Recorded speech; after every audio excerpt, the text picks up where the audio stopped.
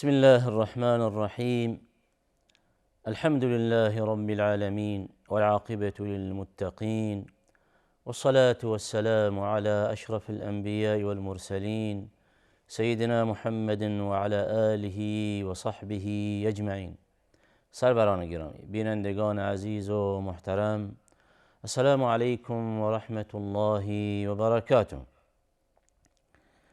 همانطوری که ملاحظه می‌فرمایید با برنامه ایمان در خدمتتان میباشم و یکی از موضوعات بسیار مهمی که در لابلای همین موضوع مهم ایمان گنجانده می شود، ایمان به معجزاتی که برای رسول الله علیه السلام اتفاق افتاده است. در مورد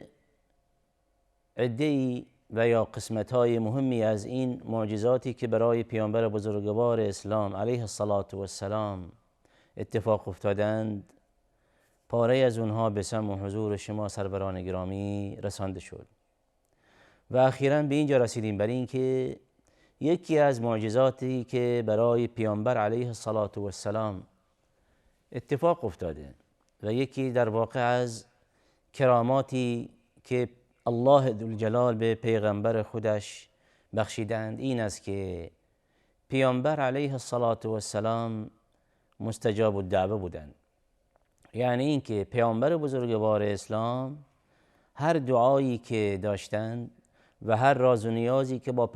پروردگار خودش داشتند، الله ذوالجلال به لطف و کرمش و با توجه به عنایت خاصی که به بنده خودش حضرت سیدنا المصطفى علیه السلام دارند،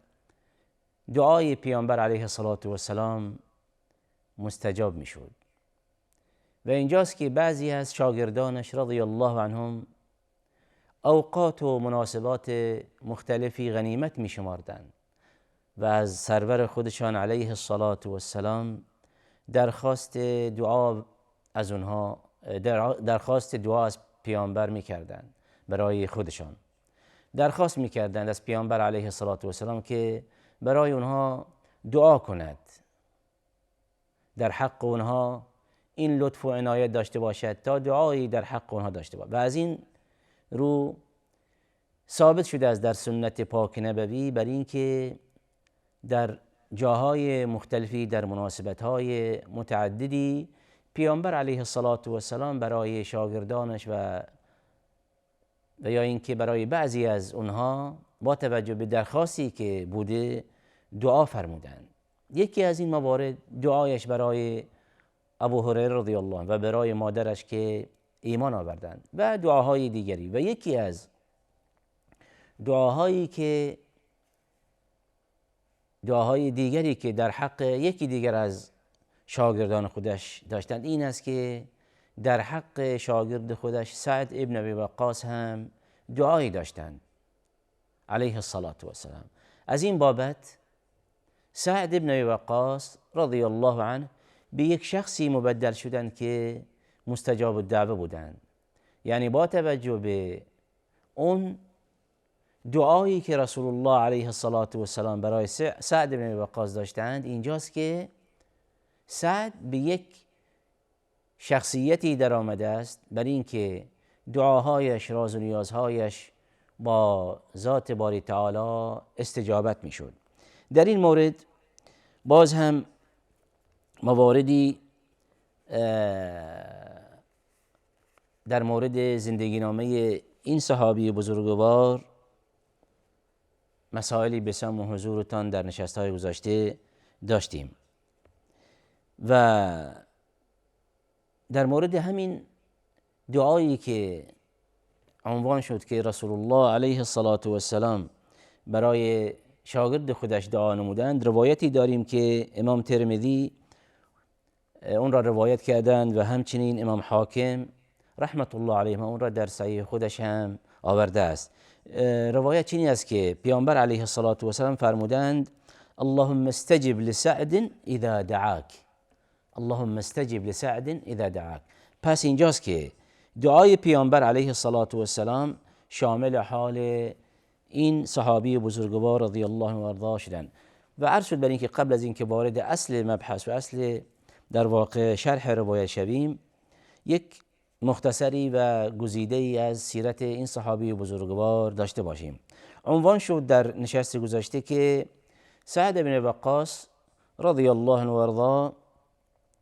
از سابقین اولین به اسلام بودند، یعنی از معدود افرادی که از همان ابتدای دعوت پیامبر علیه الصلاة و السلام ایمان آوردند و از جمله جوانانی بودند که دعوت پاک رسول الله علیه الصلاة و السلام هم استجابت نمودند، در سنین زیر 20 سالگی ایمان آوردند. و همچنین یکی دیگر از مناقبی که برای سعد بن وقاص میتوان عنوان کرد این است که سعد بن وقاص یکی از افراد دهگانه‌ای بودند که رسول الله علیه الصلاة و السلام اون را به بهشت برین مژده دادند. اون در روایتی که ثابت شده از جانب رسول الله علیه الصلاة و السلام به روایت عشره مبشره معروفند. و همچنین سعد بن وقاص رضی الله عنه و ارضاه یکی از افرادی که در واقع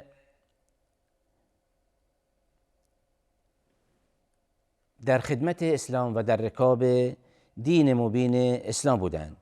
یکی دیگر از مناقبی که برای سعد بن وقاص هم عنوان می شود این است که سعد بن وقاص زمانی که ایمان آوردند در واقع مادرش با توجه به اون آداب حاکم بر جامعه قریش مادرش بر شرک بودند و زمانی که سعد بن وقاص ایمان آورد مادرش قسم خورد در واقع که چیزی نخورد و چیزی میل نکند و خودش را در زیر آفتاب نگه داشت تا اینکه عاطفه فرزند خودش سعد بن وقاص را زیر سوال ببرد و در واقع انگشت خود را بر روی عاطفه فرزندش قرار داد تا اینکه بنا به ادعای خودش از این دین جدید، دینی که در واقع به دین محمد معروف شده بود بازگردد. چرا که مادر سعد بن وقاص رضی الله عنه معتقد بود بر این که الان فرزندش گرفتار شده، نیست و نابود و هلاک شده، چرا که دین آبا و اجدادش ترک و رها کرده است. و از این بابت سعد بن وقاص رضی الله عنه خدمت پیامبر علیه الصلاة و السلام مشرف شدند و این داستان برای او بازگو کرد و اینجاست که تعالیم نبوی برای او صادر شد و آیات قرآن کریم نازل شد که در مورد مادران خودتان مهربانی کنید و هرچند که اونها بر شرک باشند اما حق این ندارید برای اینکه به اونها ناسزا بگویید، بله اگر شما را دعوت کنند به شرک و شرکیات و خرافات و الاخری استجابت نکنید، از اونها نپذیرید، اما با ملاطفت و مهربانی اونها را قانع کنید و یا اینکه در واقع تحت هیچ شرایطی و عنوانی هرچند که خواسته اونها برآورده نمی کنید اما به اونها بی احترامی نکنید. و وصینا الانسان بوالديه حسنا و ان جاهداك لتشرك بما ليس لك به علم فلا تطعهما الی مرجعكم فانبئكم بما كنتم تعملون.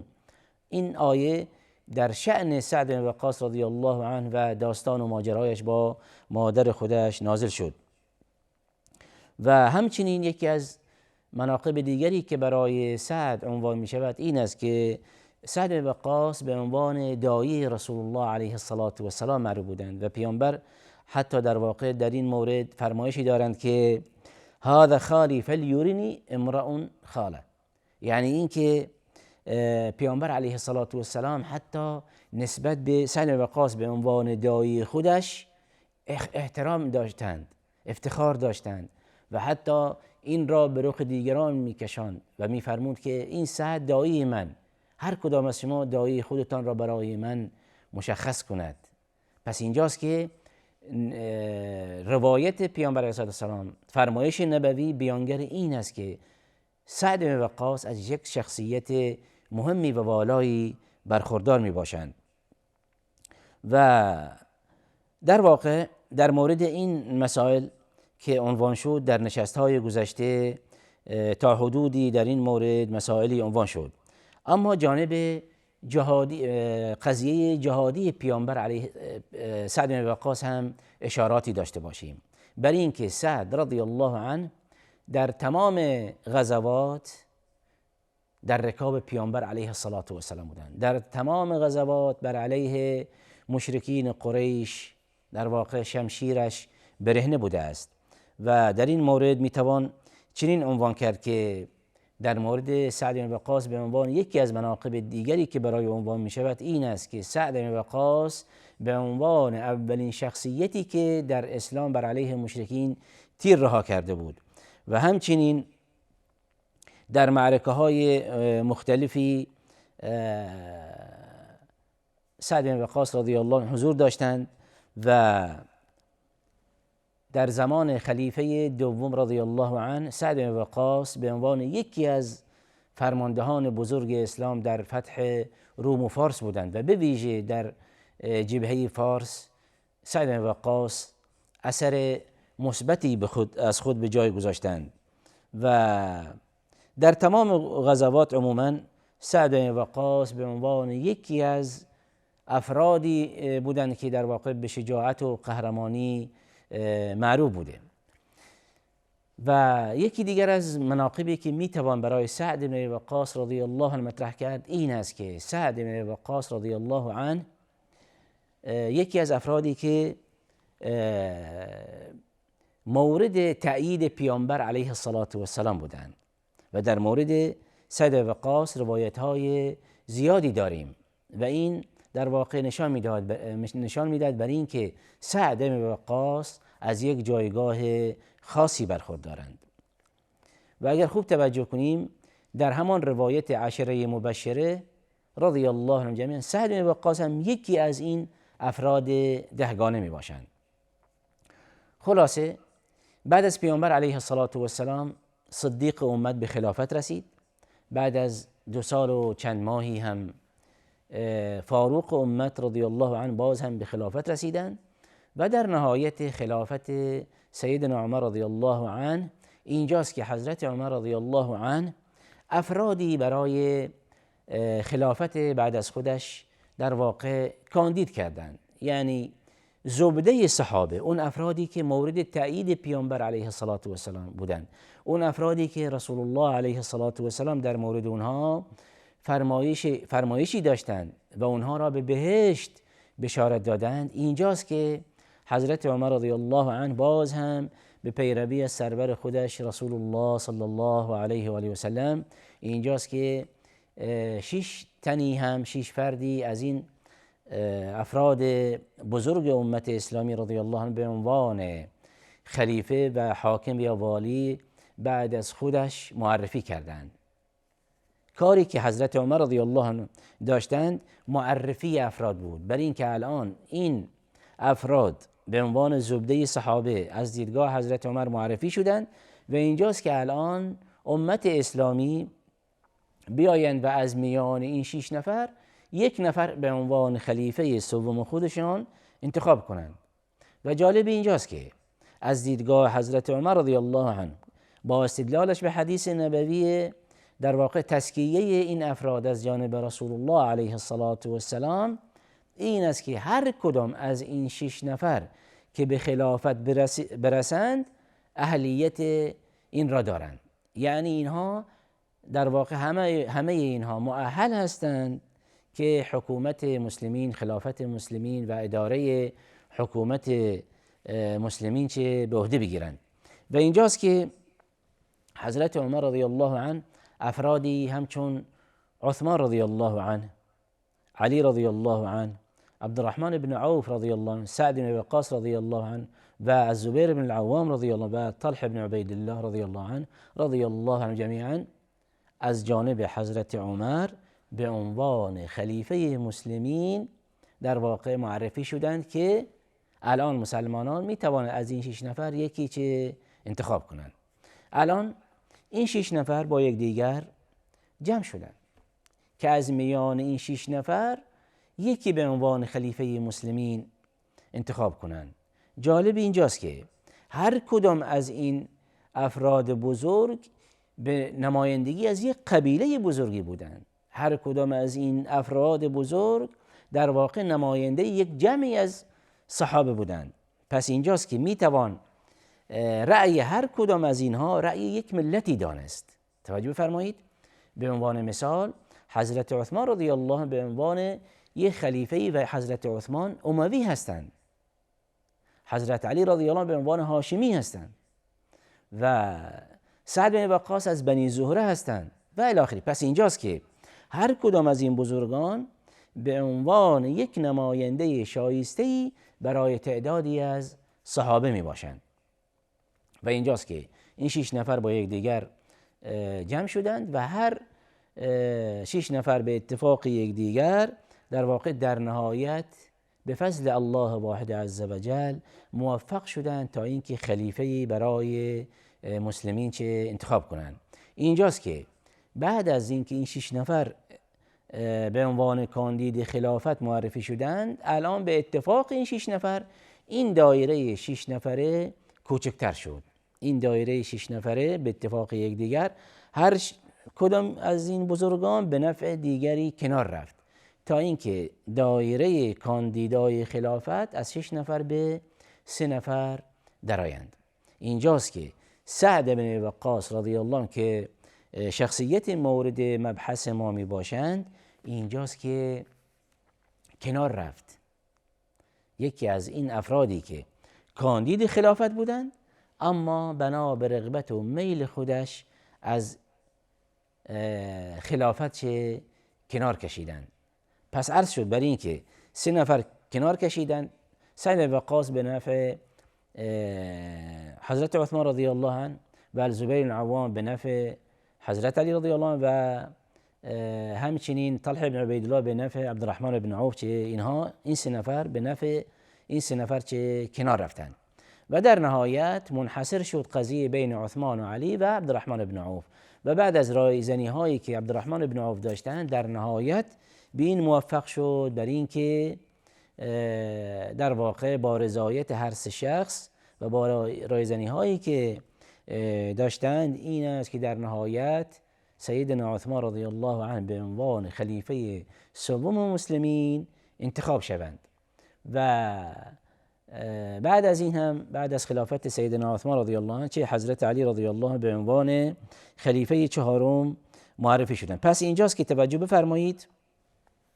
در نهایت با اتفاق این بزرگان حضرت عثمان رضی الله عنه به خلافت رسید. اما اینجاست که سعد ابن وقاص رضی الله عنه که به عنوان یکی از این کاندیداها بودند به نفع یکی از این بزرگان صحابه کنار رفتند و در نهایت حکومت اسلامی تشکیل شد و این یکی از مناقب مهمی که برای سعد بن وقاص به عنوان یک شخصی که داعی پیامبر بودند و به عنوان یک شخصی که اولین تیری در اسلام بر علیه دشمن رها کرده بود، اینجاست که و به عنوان یک شخصی که از عشره مبشره هم بودند به نفع دیگر صحابه کرام چه از خلافت کنار رفتند. ان شاء الله تعالی مبحث بعدی در مورد شرح و توضیح این حدیث و آخر دعوانا